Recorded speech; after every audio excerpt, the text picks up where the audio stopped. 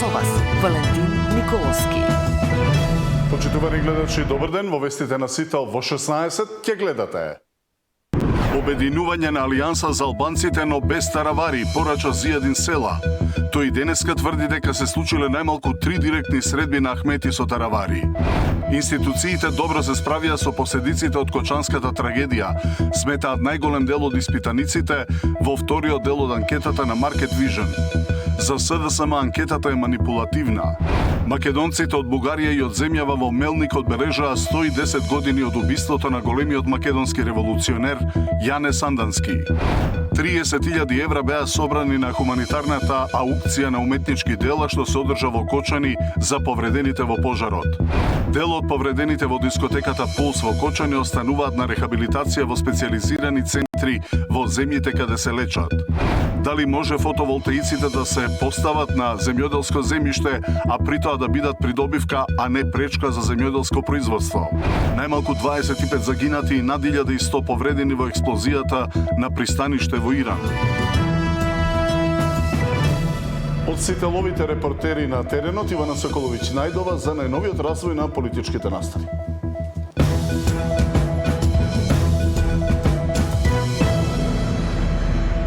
Обединување на Алијанса за албанците, но без таравари, порача Зијадин Села. Можно ли е на иста страна да застанат сега лутите противници и дали има комуникација во живо, ја прашувам Ивана Соколовиќ најдова. Татино, по сите овие превирања во коалицијата вреди најавите за присоединување на таравари кон крилото или кон таборот на Ахмети стануваат се поизвестни. Денеска и на состанок со партиците Зијадин Села излезе со информација дека за него е битно да се спои членството и од она крило на таравари, но постави услов, односно негова оставка, а членството да повторно се врати кон старите редови. Дали ќе биде за него прифатливо на иста маса да седат таравари Ахмети, тој за сега одговор нема, вели дека ќе ја чека понудата, па дури потоа партиските органи ќе граделе свој став, но како што реков, за него е прифатливо се само таравари да биде надвор од игра. Она што досега се шпекулираше за комуникацијата на таравари со Европскиот фронт и имено самиот Ахмети ја потврди комуникацијата, односно дека телефонски се слушнал со таравари, во него го препозна човекот кој што ги гледа промените кои што се случуваат. Денеска Села потврди дека најмалку 3 пати Ахмети и таравари седнале на масата, договараат детали, меѓутоа што точно се разговарало не сакаше да коментира. Од друга страна пак и вреди и дуи најавуваат дека се подготвени за изборно соочување, а попладнево на состанок и владеачката ВМРО ДПМН е разговарале за сите овие политички случувања и бил донесен став дека партијата е подготвена за изборите на есен и најавува убедлива победа. Еве ги деталите во прилогот. Таравари да поднесе оставка, а членството повторно да се врати во старите редови. Села прифаќа обединување на албанскиот блок, но само ако неговиот опонент не е дел од таа коалиција. Јасно не одговори дали доколку таравари се испазари со Ахмети, тој би останал во Европскиот фронт, но потврди дека не само комуникација, туку се случили и најмалку 3 средби помеѓу Ахмети и таравари. Како прво, нема мене таравари во кој дом и во која врата мене да ми кани, бидејќи тој дом и таа врата е моја, тој нема ни дом ни врата. Треба едно јавно извинение од негова страна, а извинувањето на политичарот е оставката. За да не може поеќе да направи лош. Имаме став од кога ќе има предлог дека некој сака да се приклучи кон Европскиот фронт. Членството на Алијансата треба што побрзо да се врати. Тие што заминале кај таравари, треба што побрзо да се врати. Од мала речица молчат за можните комбинатури кои се таравари, но велате загрижени биле од погрешниот правец на владата во евроинтеграциите. Бараат двојни избори на есен. По клучните прашања од стратешки интерес, власта се соочува со целосен пораз на приоритетите кои самата ги представи како државен интерес, што несомнено треба да резултира со предвремени парламентарни избори. За изборно соочување подготвени и во Вреди и без таравари се убедени дека уживаат поголема доверба кај албанскиот електорат. Вленена власт за да ја спроведе промената за која албанците гласно бараат и нема да застане, се додека секој албанец не се почувствува слободен, рамноправен и достоинствен во својата земја. Во октомври на локалните избори Вленке победи во сите албански општини. А во пресрет на седбата Мицкоски таравари владеачката партија испреќа порека дека владата е стабилна. Највисоките органи на партијата со став дека општинските комитети се мотивирани и се очекува огромна победа на изборите. Председателот Мицкоски информираше исто така дека во идниот период продолжуваат испитувањата и мерењата на јавното мислење за кандидатите на ВМРО-ДПМНЕ, кои покажуваат неколкукратна предност пред политичките конкуренти, но и дека треба да се исполни одговорноста на преземените ветувања пред граѓаните. Ивана Соколовиќ најдова, Сител телевизија. Ивана, има ли сега прецизен термин кога ќе се одржи средбата Мицкоски таравари со оглед дека денеска имаше состанок на Централниот комитет на владеачката партија? Тино досега се познати само информациите дека средбата ќе се случи по првомајските празници, потврдена и од страна на таравари, но и од владиниот кабинет. Се поизвестно е таа дека ќе се случи на првиот работен ден по оној празничен викенд и неработните денови, како што кажав, за првомајските празници. Ивана Соколовиќ најдова во живо за последниот развој на политичките превирања на македонската политичка сцена. Институциите добро се справија со последиците од Кочанската трагедија, сметаат најголем дел од испитаниците во вториот дел од анкетата на Market Vision. Повеќе од половина сметаат дека и МВР и обвинителството и здравствените власти ефикасно се справиле со последиците секој во својот домен. Само 11% сметаат дека борбата против корупцијата е интензивна и континуирана, а мнозинството е на ставот дека е потребна целосна чистка во судството. За СДСМ анкетата е манипулативна. Мнозинството граѓани сметаат дека институциите добро се справија со последиците од трагедијата во Кочани, покажува последното истражување на јавното мислење кое за МКДМК го спроведе Market Vision.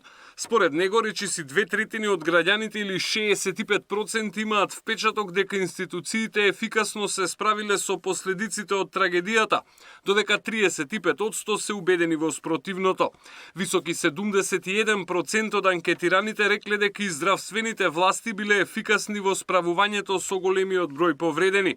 Над половина од граѓаните или 53% сметаат дека МВР и обвинителството брзо и ефикасно ги превземале потребните мерки за утврдување на одговорноста, додека нешто под 1/3 не се убедени во тоа.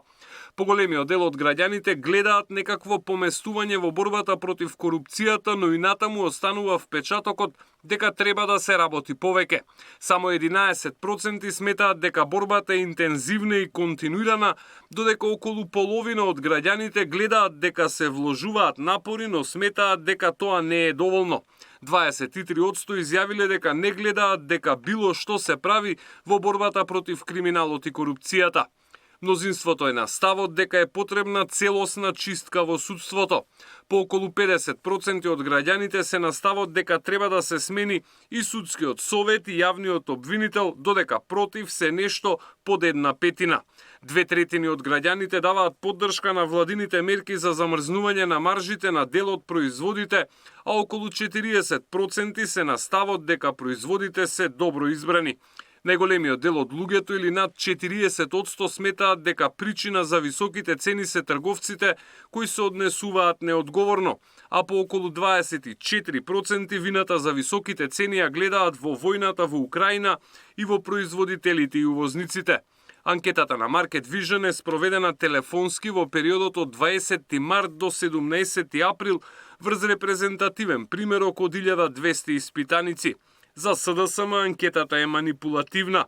Market Vision пред само неколку недели склучила договор со владата на рекордна сума од 400.000 евра за да прави анкети и го мери мислењето и задоволството на граѓаните од работата на владата. Зар некој треба да верува во овие анкети кои служат единствено да се манипулира јавноста и се во функција на пропагандата на ДПМН, се вели во соопштението на СДСМ. Александар Спасовски, Сител телевизија. Македонците од Бугарија и од земјава во Мелник одбележаа 110 години од убиството на големиот македонски револуционер Јане Сандански. Под големо полициско обезбедување се одржа се македонскиот собир на кој повика и од Омо Илинден Пирин. Инаку не сите имаа можност да отпатуваат во Бугарија. На професорот од Драмскиот факултет Тихомир Стојановски, кој сакал да присуствува на чествувањето, му беше забранет влез во Бугарија. Педагогот прашува зошто? Под силно полициско обезбедување во Мелник се одбележаа 110 години од убиството на царот на Пиринот Јане Сандански. Помина добро, имаше луѓе од секаде, и од Република Македонија имаше, од Егејска дојде Никодим Царкнес, имаше луѓе од натрешноста на Бугарија, од цела Пиринска Македонија. Поставивме цвекиња и венци и на гробот на Јане Сандански, исто така и долка и Мелник, каде што беше и соборот. На семакедонскиот традиционален собир во негов спомен присуствуваа и пратениците од ВМРО ДПМН, Сајковски, Ковачки и Мицевски, кои на Фејсбук објавија: македонски национален херој, војвода и водач на македонската револуционерна организација, кој до крајот на својот живот останал да се бори за самостојна македонска држава. Но не секој што сакал да присуствува на собирот успеал да помине граница. Професорот на факултетот за драмски уметности во Скопје Тихомир Стојановски тргнал за Мелник, ама стигнал само до граница. Тврди дека бугарите му забраниле влез со објаснување дека представувал закана за безбедноста на државата. Ние одиме во Пиринска Македонија на соборот на Јане Сандански во Мелник, но за жал не ми е дозволен влез. Како што ми рекоа, по протокол ми дадоа и документи дека сум загрозување за безбедноста на Република Бугарија, дека не ми се дозволува да влезам. Јас сум професор доктор Тихомир Стојановски, предавам на факултетот за драмски уметности и одам како културен гостин на тој собор. Им порача на бугарските политичари да ги признаат македонците. Дали некаде на друго место во светот се забранува култура? Тоа што единствено можам да го кажам дека не може веќе Македонија да попушта, да не дозволува македонците да ги имаат своите човекови права и ние да бидеме понижувани, македонците да бидат понижувани во тој Европски сојуз кој бара од нас да се откажеме од самите себе. Во Бугарија не го сакаат Јане Сандански, не го чествуваат, не чувствуваат почит кон него, дури напротив, не го сакаат воопшто. Премногу силни и јасни македонски изјави има дадено додека бил жив, има премногу сведоштва и на некој начин се има претворено во символ на македонското малцинство во Бугарија заедно со Никола Вапцаров, како човек од Пиринска Македонија кој што секогаш имал силна македонска свест и се залагал за правото на македонците. Инаку бугарските медиуми изминативе денови пишуваат дека на Фејсбук се шири масовна кампања за присуство на македонци во Мелник. Нова БГ сподели дека се очекувало во Мелник за чествувањето на Јане Сандански да пристигнат неколку автобуси со, како што пишуваат, антибугарски настроени македонци. Значи тоа беше смислена кампања во бугарските медиуми за да се заканат на луѓето што ќе дојдат. Значи, ниту имало некакви автобуси организирани, уште повеќе антибугарски елементи, ниту имало нешто кое што било на кој начин ја загрозува Бугарија или нејзиниот демократски систем. Тоа е еден традиционален собор кој што ние го правиме веќе 35 всушност години доаѓа, да, 35 години со некои прекини поради полицијата, но ние го правиме редовно, никогаш не сме правиле проблеми, секој пат луѓето што доаѓале се држеле достоинствено. Тежок е пристапот до соборот Мелник под блокада на бугарската полиција. Проверка од чувари на коли и на документи. Предупреди вчера и Атанас Киријаков, председател на градскиот комитет на Илинден во Благоевград, но сепак денешниот собир помина без провокации. Габриела Лескова, Сител телевизија.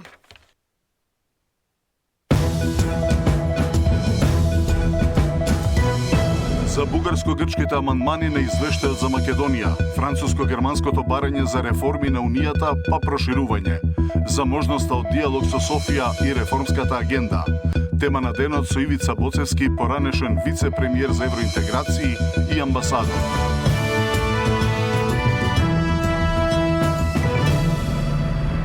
€30.000 собрани на вчерашната хуманитарна аукција на уметнички дела што се одржа во Кочани во организација на Сапорт за Кочани.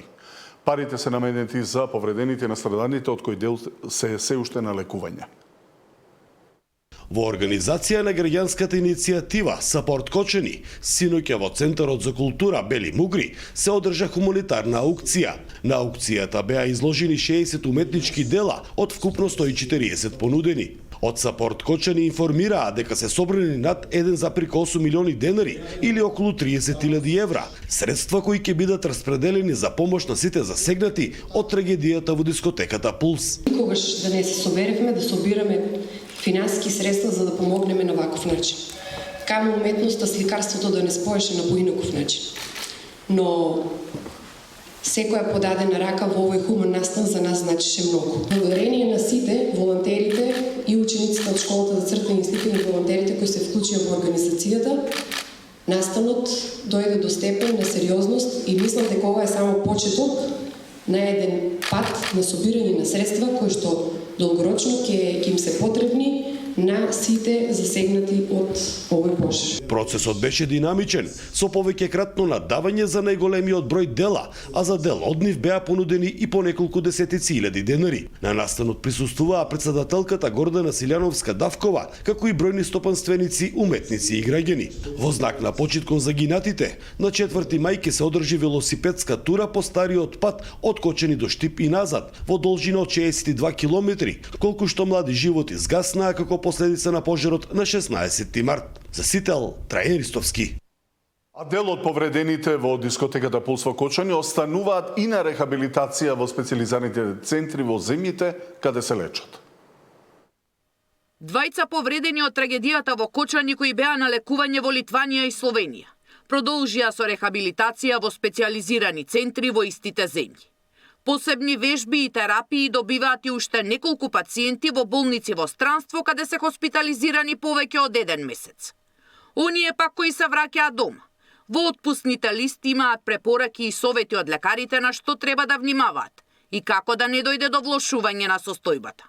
Тука се више англичаните дојдени и ја прават таа одлука на здравствените работници кај нас. Инаку од разговорот што го имаме секојдневно со докторите од клиниките кај се нашите пациенти, укажуваат на тоа дека ќе можат пациентите да се вратат до нормална активност, нормално со тоа што ќе треба да припазуваат на влијанието на сонцето, значи ќе треба да се намашкани со фактор да имаат или да бидат на долги ракави, да не се изложени премногу денемно на сонце и така зависи од степенот на изгореност на секој пациент, нели?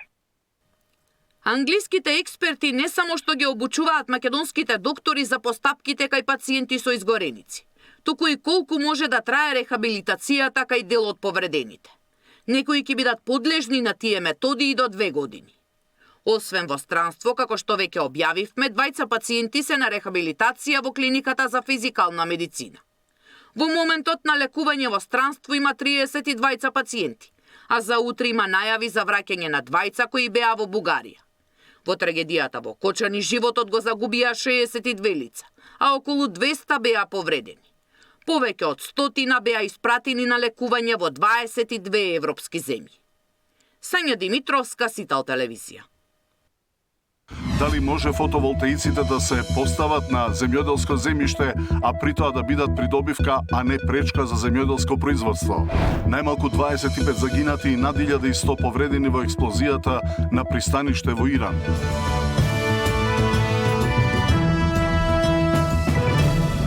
Дали може фотоволтаици да се постават на земјоделско земјиште, при тоа да бидат придобивка, а не пречка за земјоделско производство? Искуствата од медитеранските земји велат дека е можно. Кај нас скоро и да нема вакви примери, а за државна поддршка се потребни законски измени. Сторија на Дарко Штарговски. И додека фотоволтаиците за производство на електрична енергија полека стануваат главниот сојузник на земјоделците, особено на оние во државите од Медитеранот, каде подпластеници покриени со вакви панели, се создава микроклима посебна за секоја култура и годишно растенијата даваат и по неколку берби. Тоа кај нас е табу тема. Дел од растенијата исто така, не само во пластеници, растат многу добро и под фотоволтаичните панели, ако се тие направени на доволно голема висина над нив, а на тие места пак каде што нема вода или хидросистем, со помош на бесплатната енергија од сонцето може да се извлекува вода и да се наводнува. Јас ве уверувам дека користејќи оваа технологија може да одгледуваме во пластеници поголемо количество на храна, кое што би било многу поквалитетно отколку таа храна што ние увезуваме, меѓутоа сепак за тоа треба да постои стратегија. Значи кога таа енергија би се користела во помош за добивање на тие микроклими или добивање на излекување на вода од овие региони, ќе имаме многу поголемо производство.